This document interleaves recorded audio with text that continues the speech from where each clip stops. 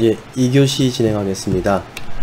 블루투스에 대한 주제를 잡았다고 말씀드렸죠. 근데 1교시에서 언급했다시피 블루투스로 실제 통신을 하는 부분까지 이번 시간에 다 진행할 수가 없습니다. 분량이 굉장히 방대하기 때문에 이 부분은 일단 블루투스 장치를 쓰기 위해서는 무엇이 필요하고 블루투스 프로그래밍을 할 때는 어떻게 해야 되는지 개요부터 시작을 해서요, 실제 내 폰에 페어링 돼 있는 장치들의 목록화, 그리고 주변 블루투스 장치를 검색해서의 목록화까지만 이번 시간에 살펴보게 될 겁니다. 그 부분도 완료는 어려울지도 몰라요. 어쩌면은 지금 제가 계획하기는 이번 2, 3교시 내에 마무리 지어보려고 하는데 분량이 많기 때문에 이 부분은 여러분들이 조금 감안을 하셔야 될 것 같습니다. 중간에 그러니까 설명이 끝나고 다음 시간으로 연장선으로 이어서 갈 수도 있을 것 같아요. 자, 일단 블루투스 개요부터 진행을 해보면요, 안드로이드 플랫폼의 블루투스 네트워크 스택을 지원을 해줍니다. 안드로이드 플랫폼에서요. 그리고 블루투스 기기와 데이터 무선 교환 기능을 수행을 하죠. 그리고 블루투스 통신도 무선 통신이니까요. 근데 근거리죠. 이제 근거리 통신으로 또 비슷한 게 하나 더 있죠. 예. 근데 단방향 통신에 해당되는 게 하나 더 있죠. 거의 단방향, 양방향도 되지만 단방향으로 사용하는 게 이제 NFC 통신 방법도 제공을 해주고 있습니다. 와이파이 그리고 통신사 네트워크를 사용하는 방법까지 지원을 하죠. 얘도 이제 우리가 이걸 블루투스를 공부하면 NFC는 또 쉽게 살펴볼 수 있습니다. 자, 그래서 이 안드로이드에서 제공해주는 프레임워크로 안드로이드 블루투스 API를 사용하면은 블루투스 장치에 접근을 할 수 있게 됩니다. 그런 권한을 제공해주고 있죠. 자, 블루투스 장치를 이용해서 수행 가능한 작업을 보면요, 첫 번째, 주변 블루투스 장치 검색, 스캔 기능이요. 두 번째, 이미 여러분들이 연결된 장치들을 가지고 계실 수 있는데, 즉 페어링 된 블루투스 장치에 대한 로컬 블루투스 어댑터를 쿼리해서 얻어올 수 있습니다. 페어링 목록을 가져올 수 있다는 얘기죠. 뒤에 또 설명드리겠지만 페어링과 실제 연결은 별개의 부분입니다. 예, 좀 이따가 다시 설명을 하고요. 그 다음에 세 번째, 서비스 검색을 통해 다른 장치를 연결할 수 있다. 주변 블루투스 장치를 말하게 되겠죠. 자, 그 뒤에 네 번째요, 기기 간의 데이터 전송 및 수신이 가능하게 됩니다. 그리고 다중 연결 관리를 지원을 해주고 있습니다. 다중 연결이요. 이렇게 보시고 진행을 하시면 될 것 같아요. 이미 다 아시는 얘기일 거예요. 주변 장치 검색, 이제 페어링 돼 있는 목록 쿼리, 아니면 그 다음에 연결하고 장치 연결하는 방법, 그리고 데이터 송수신, 그리고 다중 연결에 대한 관리를 지원해 주고 있다. 자, 근데 요번에 시간에 하고자 하는 것은, 요번 주차 얘기하고자 하는 것은 어떻게 보면 이 위에 두 가지 정도라고 생각하시면 될 것 같아요. 나머지 실제 연결을 하고 데이터 송수신을 하는 부분은 조금 차후에 진행하는 걸로 하겠습니다. 자, 블루투스 지원 기기를 통해서 데이터를 전송을 받을 수 있는데, 일단 이럴 때 페어링이 돼 있어야 되고요. 그래서 페어링 프로세스를 사용해서 통신 채널을 형성을 해줘야 되고요. 검색 가능한 장치가 수신되는 연결 요청의 용도로도 사용할 수 있습니다. 연결을 요청하는 용도. 그리고 서비스 검색 프로세스를 사용해서 검색 가능한 기기를, 주변 기기를 찾는 것도 가능할 거고요. 그리고 검색 가능한 기기가 페어링 요청을 수락을 할 수도 있을 겁니다. 즉, 난 너랑 이제 한 쌍을 이룰 거야. 연결을 할 수 있는 목록화 시킬 거야. 라고 말을 하는 것이죠. 그래서 이렇게 해놓으면 두 장치 간의 보안 키를 이용해서 교환을 하고요. 보안 키 교환 후에 연결 프로세스를 완료하게 됩니다. 이러한 보안 키는 차후 나중에 재사용을 위해서 기기에 보관을 합니다. 즉 캐싱을 하게 돼 있어요. 그래서 두 장치는 페어링과 연결 프로세스를 완료한 뒤에 정보를 교환을 하는 것이죠. 저 같은 경우에는 무선 이어폰을, 블루투스 이어폰을 항상 목에 걸고 다니는데 충전을 하느라고 꽂아 놓으면 전원이 꺼지죠. 꺼진 상태에서 나중에 켜가지고 뭐 스마트 기기 다른 제가 기어 워치를 사용하고 있는데 기어 워치를 이용을 해도 마찬가지죠. 껐다가 다시 꺼져 있는 상태에서도 그 폰에서는 연결 가능한 페어링 목록에 제가 한번 연결해 놨던 것들은 보관이 돼 있어요. 예, 이렇게 이해하시면 되고요. 어쨌든 세션이 완료되면, 자, 세션 우리 JSP 시간에도 말씀을 드렸죠.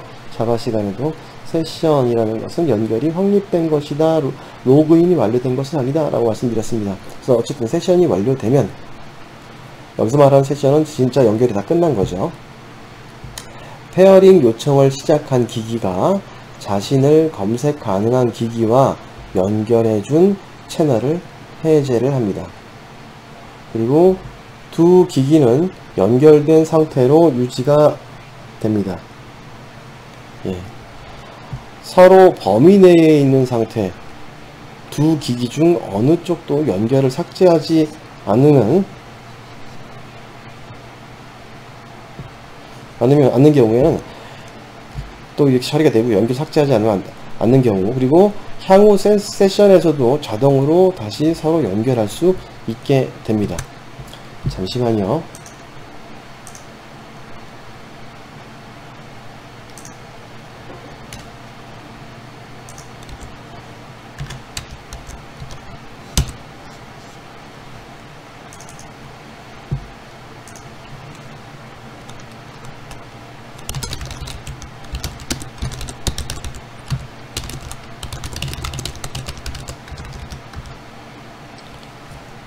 네, 제가 이렇게 진행을 하고 있는데 자꾸 주변에 누가 찾아오거나 연락이 오면은 제가 잠시 전화가 자꾸 끊기고 있는데요. 예, 설명이 좀 끊기고 있는데 잠시만요. 예, 여기까지. 어쨌든 세션에 다시 사용할 수 있다라는 얘기를 하는 거고요. 그 뒤에 나올 얘기가 블루투스 기능을 하게 될 때 이 권한이 두 가지가 있습니다. 권한 두 가지.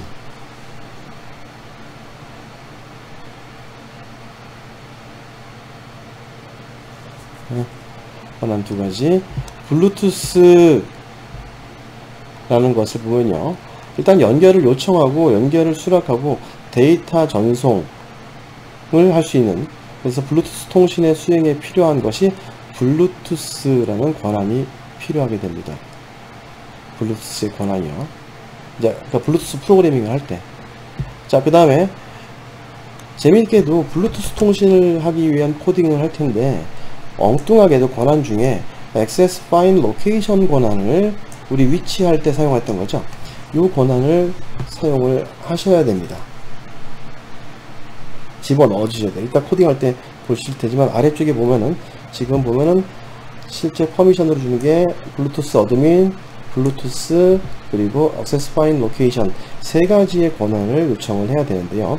어드민은 좀 약간 별개로 놔두고 일단 블루투스와 Find Location 두 가지로 정보가 필요하다. 근데 얘 왜 필요하냐? 즉 블루투스 스캔을 사용해서, 우리 아마 비컨이라는 말 들어보셨을 겁니다. 그렇다면 사용자의 비컨은 결국 위치 정보거든요. 위치 정보에 활용이 많이 하고 있습니다. 우리 수업 시간에 유체크 쓰는 부분도 비컨으로 처리하고 있는 부분이거든요. 그래서 사용자의 위치에 대한 정보 수집에서 사용을 해야 되기 때문에 이 권한은 반드시 포함을 시켜야만 합니다. 자, 그리고 위치 정보, 사용자 본인 기기의 위치 정보, 그리고 공공정보의 블루투스 비콘 위치 정보 등등을 쓰기 때문에 블루투스를 키면은 이것도 할 수 있다라는 것을 알고 계시고, 따라서 이 두 가지가 모두 다 권한에 포함되어야만 합니다. 자, 계속 해볼게요. 어쨌든 허가권을 이렇게 두 가지 가져야 되는데, 총 보면 세 가지입니다. 어드민도 써야 돼요. 써야 되는데, 일단은 권한 두 가지는 반드시 필요하다 라는 거 알아두시기 바랍니다. 그리고 위치도 필요하다고 그랬죠. 위치 정보를 꼭 집어넣어서 코딩을 하셔야 됩니다. 자, 그리고 밑에 보면 안드로이드 어드민이라는 이 권한 같은 경우에는 좀 특별한 부분이라고 생각을 하시면 될 것 같아요. 위에 블루투스는, 그러니까 블루투스 어드민하고 차이점, 위에 블루투스는 연결 요청, 수락, 데이터 전송에 해당되는 것을 사용하는 것이고, 어드민 같은 경우에는 기기 검색을 시작하거나, 즉 주변 장치 검색을 하려면 어드민 권한이 있어야 된다는 얘기예요. 그리고 추가적으로 블루투스의 어떤 세팅 값을 조절하겠다 라고 한다면 어드민 권한을 사용하셔야만 합니다. 예. 보통 일반적으로 이 어드민 권한을 가지고는 주변 로컬 기기 검색에 사용을 하고요. 그 이외에 블루투스 설정이라든지 이런 세팅에 대한 조작은 사용하지 않는 것이 좋습니다. 뭐 사용할 일도 거의 없지만, 그래서 여기 아래 또 설명되어 있기를 파워 관리자 이외에 블루투스 설정 및 수정 등의 다른 기능 사용은 지양해라, 쓰지 마라 라고 말을 하고 있습니다. 자, 그럼 우리는 권한에서 이 안드로이드 매니페스트 파일 안에다가 세 가지 권한을 추가를 해 주셔야 됩니다. 근데 한 가지 또 이제 이 PT에는 제가 작성을 하지 않았지만, 어떤 권한이 또 필요하죠? 그렇죠.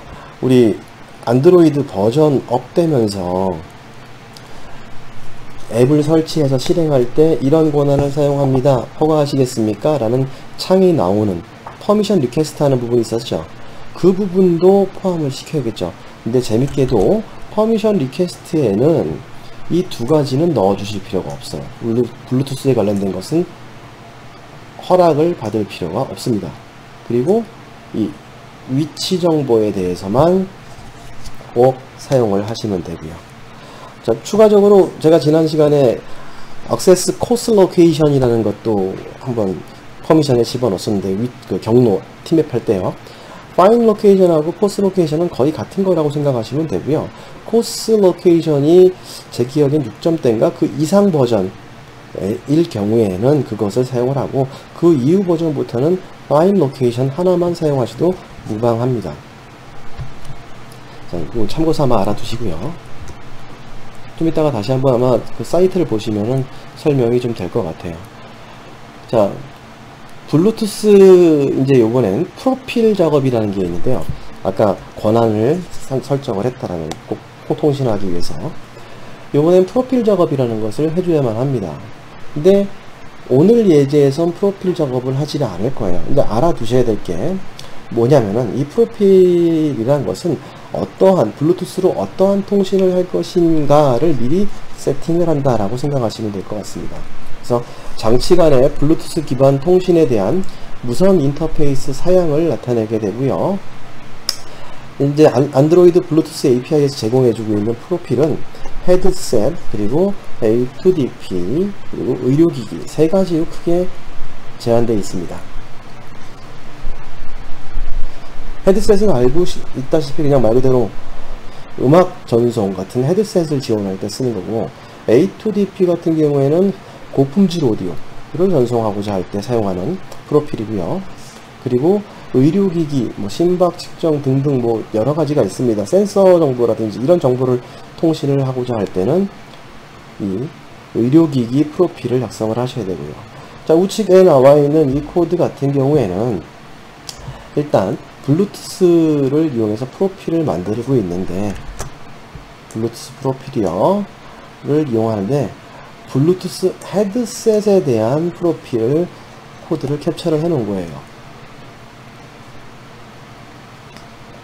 그래서 이렇게 프로필 작업을 하시고 진행을 하시면은 헤드셋 통신이 가능해진다 라는 거 알아두시고요.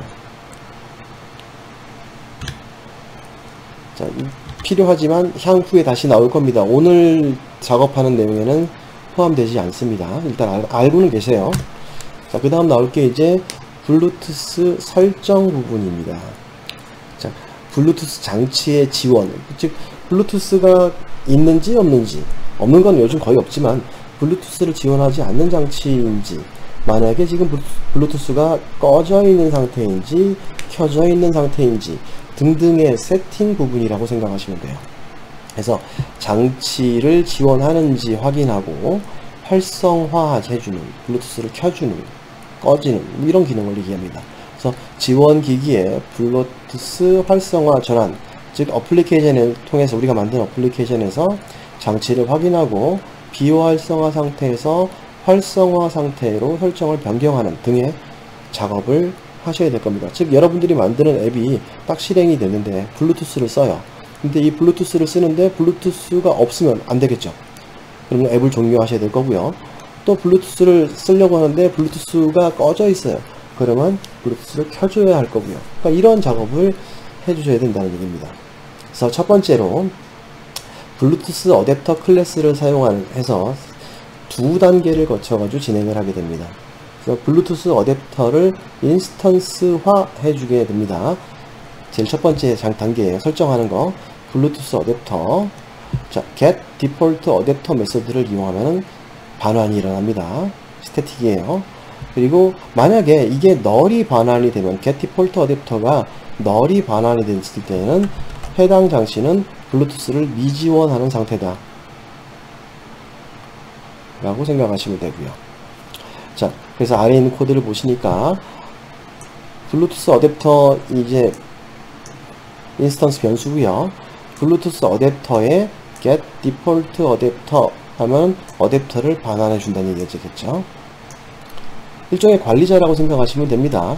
만약에 이 블루투스 어댑터가 널이라면은 블루투스 장치를 지원하지 않는 그런 경우, 여기서는 그냥 단순하게 미지원 기기입니다, 앱을 종료합니다 하고 피니시에서 액티비티를 종료시켜버리는 코드를 수행을 하고 있습니다. 자, 그 다음 나올 얘기가 블루투스 설정 두 번째 단계.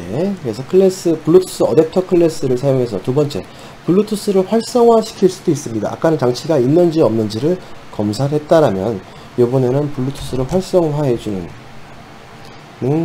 관계를 이용해서 is enabled 메소드를 통한 활성화 상태를 확인한다. 자, is enabled 메소드를 쓰면은 의문문이니까 딱 보니까 불린 타입을 반환해 주겠죠.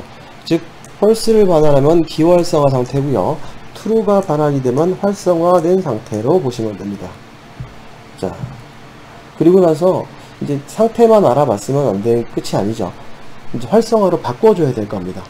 그래서 블루투스를 활성화하는 코드를 요청을 하게 되는데, start activity for result 메서드를 호출을 해가지고, 우리 이거 인텐트 썼던 거죠. 인텐트하고 action request enabled라는 매개 변수를 세팅해서 activity를 호출해주면 됩니다. 자, 그리고 요청 결과를 처리하는 것은 on activity result를 메서드를 얘를 오버라이딩 해가지고 result 코드를 확인해주면 되죠. 아래에 있는 코드입니다. on activity result에서 result 코드를 확인해서 이제 OK 또는 캔슬이 넘어올 테니까 그거에 대한 처리를 해주게 됩니다. 즉 블루투스 어댑터, 아까 어댑터 얻었을 때 널이 아니라면 다시 검사하겠죠. is enabled 해가지고 얘가 true가 나오면은 이제 이 안에서 인텐트를 하나 만듭니다. 메시지를 하나 만들어요. 블루투스 어댑터에 action request enable 이렇게 해가지고 실제로 enable 시킬 수 있는지 요청을 보내는 메시지를 하나 만들고, 이 메시지를 발송을 할 텐데 start activity for result 라고 보냅니다. 그렇게 되면은 만약에 꺼져 있는 상태라면은, 꺼져 있는 상태라면 얘가 활성화를 시키는 코드로 넘어가게 되겠죠. 이해되시나요? 그래서 이제 요거를 요청을 발송을 하는 코드가 동작을 하게 되고요. 여기서는 enabled가 아닌 상태로 했네요. 예, false인 경우에 메시지 만들어서 발송. 사용자가 화면 창이 딱 뜨면은 화면에 활성화 시키겠습니까? 네, 아니요가 뜰 텐데, 네를 눌렀을 때는 이쪽이 될 거고요. 아니요를 누르면 활성화하지 않아서 앱을 종료합니다 하고 종료시키는 코드로 전향이 된다는 겁니다. 간단하죠, 생각보다. 네, 이렇게 진행을 하시면 되겠습니다. 자, 두 번째 단계까지 이제 살펴봤고요. 그러면 이제 블루투스 기기를 찾는 방법에 대해서 살펴보도록 할게요. 네. 그래서 블루투스 어댑터를 그대로 계속 사용을 하게 될 겁니다. 블루투스 어댑터를 사용을 하고요. 원격 블루투스 기기를 찾아야만 합니다. 그때 기기 검색 및 페어링된 기기 목록을 쿼리, 질의응답을 받을 수가 있어요. 근데 아까 서두에 말씀드렸다시피 페어링하고 연결은 분명히 차이가 있다라고 얘기를 했습니다. 각각이 무엇인지 살펴보면은, 페어링은 먼저 두 기기가 서로 존재를 알고 있는 상태, 페어링. 즉 인증에 사용할 수 있는 공유 링크 키를 서로 갖고 있는 상태, 그리고 서로 암호화된 연결 설정이 가능한 상태를 페어링, 즉 이미 한번 연결해서 다시 연결할 때 그쪽에 관련 정보를 모두 가지고 있다 라고 보시면 될 거고요. 자, 그 다음에 연결과의 차이점 계속 보니까, 연결은 기기가 현재 RFCOM 채널을 공유할 수 있는 상태, 즉 블루투스 통신 무선 채널을 말하게 되거든요.